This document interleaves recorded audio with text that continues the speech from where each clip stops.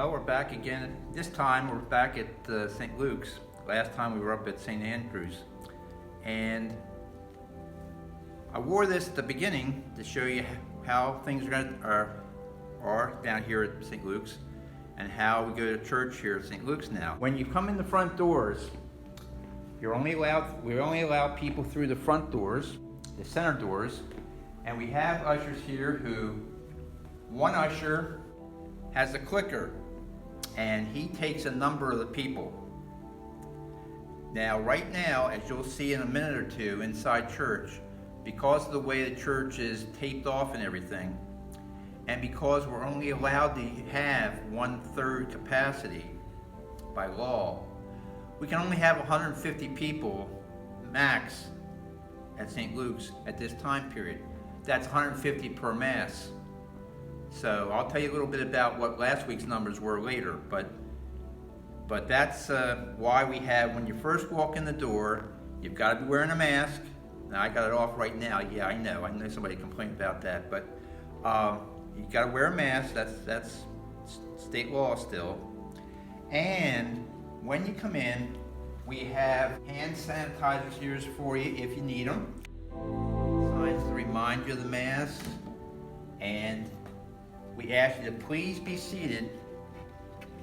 No one can stand in the vestibule, and nobody can stand in the back wall. So if you used to hold the wall up in the old days, you can't do it anymore. Now, we also have, if you come to church and you don't have a mask, or you forgot it or you left it at home, we have extra masks for you. So that will give you free of charge. Now,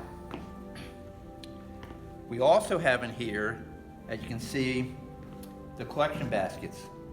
And that's because either when you come in or go out, if you want to give a donation, you can, but we do not and cannot have the collection the same way you used to, where you push the basket down, again because of contact with people. So when you get to the offertory at Mass, the ushers are not going to put a basket down anymore. They have to. You can use these baskets either coming in or coming out. There's no collection in Mass. That's one thing you'll notice is different about Mass. Now, as you can see, we have these this area roped off. You can only stay in the center aisle, so to speak. So you come in the center doors, you're pretty much stuck into the center here, the vestibule. Right now, I hope it won't be too long before the rules change, but right now, you can't use the bathrooms. And we have signs up there, and so unfortunately, right now, if you need the bathroom, you would better go before or after Mass, because you cannot use them right now. Of course, if it's an emergency, but right now, normal circumstances, the bathrooms are closed. Okay? Again, it's all, you have a problem with this, take it up with the state of Maryland. Okay, now, let's come on into church. Now, when you first come in, as I said, there's an usher who will be, he has a counter, and he'll be clicking the number to make sure we don't go beyond 150. Once you come in, he clicks your number, and you come up, and there'll be another usher up here, right here by the front doors, and they will escort you and help you to find a pew. And I say find a pew because when you come in, just do a little bit of a scan here for a minute, Rebecca. You'll notice that, now this is set up for weekday right now, but you notice the side aisles are blocked off because on the weekday Masses, we're restricting people just here to the center aisle. We use the center aisle on Sundays for individuals and for couples, husbands and wives, that type of thing. And singles and husbands and wives, couples, are in the center. The pews over against the windows and the pews over there against the wall are reserved for families of 3 or more. That way, a whole family can sit in the pew because they're in the same household, okay? So singles and couples are in the center, and families of 3 or more are the side pews. And as I said, the ushers, depending on when you come in, how many there are you, then they'll escort you to where you can sit. Weekday masses, everybody is right here in the center area. And as you can see, during the week it's blocked off. Now, when you come in, you'll notice some of the pews have this sign here. And these, if you look to turn into a pew, again, you'll be escorted by the usher. But when you see these signs on a pew, that means you cannot use them. We have to have 6 foot spacing between people, and actually this is 6 foot, but the in-between pew can't be used. If you come in the church and you see this blue tape on a pew, that means you can use it. Okay? Now, I hope the reflection, maybe if you look over here, there's less of a reflection. Okay. You'll notice there's 4 stripes of tape in this pew. Now, that doesn't mean 4 people. Let's say a husband and wife could sit together in this section, a single person here. But there's only 1, 2, 3, 4, 5 sections that somebody could sit, because you have to sit between the tape. So even the pew that can be used, you're not going to be sitting right next elbow to elbow to somebody, because with the tapes, we've got enough measurement that you're separated from each other and you'll be okay. So there's certain pews you can't use at all, and the ones you can use, even they are separated as to seating capacity. Okay?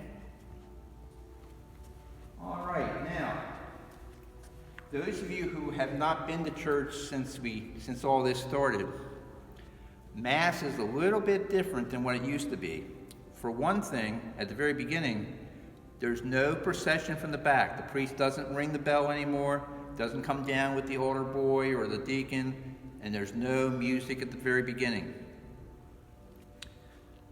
The priest starts, he'll come down the side over here, and he goes right up to the steps, right up to the altar. And Mrs. Kemp, if she's playing the organ, she'll start a little opening music so you know it's starting, but there's no opening hymn. You won't be singing because there's nobody processing in. Okay? Now, most of the Mass is the same as usual, except there's no lectors, there's no Eucharistic ministers, there's no altar servers, there's no cantors, there's going to be no ushers taking up collection, just the ushers that are working the doors and the pews. So things are going to look a little bit different than the mechanics than you're used to. All the readings are done by the priest or the deacon, or both. All those different jobs and different people you've seen working at church, they're not working at church right now, and it's not because we don't want them, it's because we got to get used to what works and what doesn't work, and what's safe and what's not safe. And now another thing, as I said earlier, with the offertory, there's no offertory procession. The wine and the water and the bread, everything's already up there before Mass starts. So again, you might remember when the ushers take up the collection, and then a couple or some kids will bring the wine and water up and everything with the offertory procession. All gone. Everything's up there, ready to go. There's no offertory procession. There's no collection. Next thing that's going to strike you as strange is how we go to communion now. And on Sundays, it's the exact opposite of what you remember. And by that I mean traffic control. Because on Sundays now, the ushers, instead of starting up here and taking one pew at a time, the ushers start over there on the side aisle, each of the side aisles, and work from the back. And they'll take the pews on the side, and they'll take these pews, but from that side. So everybody comes down the communion that way or that way, not in the center, not at all. And communion now on Sundays is not here in the center. The priest and deacon do not give communion out here. If you look over there, there's you might see a little table with some hand sanitizer and a towel. Okay, that's where the priest or deacon gives communion out over there in front of St. Luke. And the same thing, we have a little table and cleansing materials and stuff over there in front of Mary. So when you come down the side aisles for communion, the side aisles, just like the center aisle here, the side aisles have tape measure too. So when you're coming to communion, you know how far to stay back of the person in front of you, okay? So you go to communion, and then let's use this side for an example. You come down the aisle, you wait until the usher tells you to leave your pew, so we have good traffic control, nobody's bumping into everybody. And then when you go to communion, then over here you hang a hard right, over there you hit a hard left. You come back down here and you go down the center aisle and right out the front door, right out to your car. Because nowadays, at least for right now, communion is being given out after Mass. You say, what? Well, here's how it happens. We do the Lamb of God, and you'd think you're getting ready to go to communion. But right then, we go right into the final prayer. We give you the final blessing. So Mass is really over. So then, after the final blessing, then we come down and give you communion. So when you get communion and you swing around, you go right out the front door, and nobody hopefully bumps into anybody. You go right out the front. You do not go back to your pew. You just go straight circle right out the front door, out to your car, and the Mass, because it is the end of Mass, even though you just received communion. Okay? Now, another thing. We have asked people to really, please, consider with the epidemic that we've got, when you go to communion, please, if you receive communion on the tongue, we really ask you to please consider receiving communion in the hand. We, as priests and deacons, we cannot, church law, we cannot refuse you. But remember,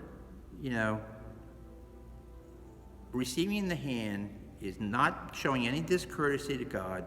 We've been receiving in the hand for over 30 years, and there's no disrespect to God, and it's not disrespectful. I can guarantee you're not going to get in heaven any faster just because you receive on the tongue.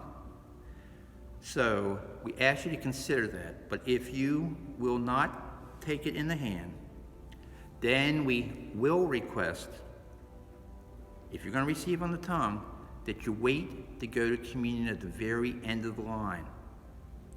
And that's not to embarrass you, but the reason for that is by church law, not state of Maryland, church law, now,